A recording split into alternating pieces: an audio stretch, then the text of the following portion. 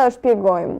Olsi Bylyku ka bërë një këngë së fundmi dhe fansat e kanë marrë si dedikim për Eglin. Që në fakt përshtatet tekstit, ti e ke dëgjuar? Përshtatet. Mirë, po Olsi tani ka reaguar për këto komente, për këto fashë theme. Dhe ka thënë mirë, më thoni atëherë kur është koha e duhur që të postoj një këngë. Të publikoj në një këngë.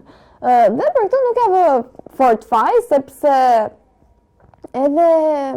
edhe kur Olsi ka qenë bashkë me Eglin, ka bërë një këngë tek Kënga Magjike me Lorenz Hasramën, ku ka qenë këngë prapë për ishin.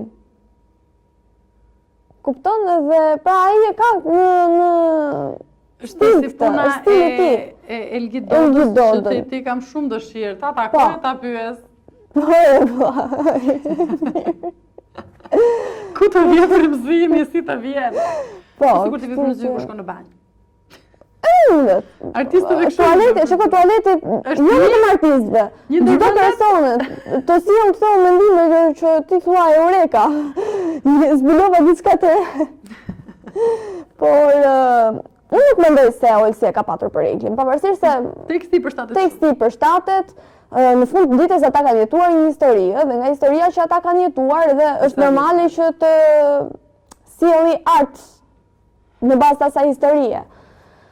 Mirë, po nuk ma me mendje se do e bënte këtë gjë, duke patur parasysh edhe faktin që Olsi tani ka një të dashur në krah.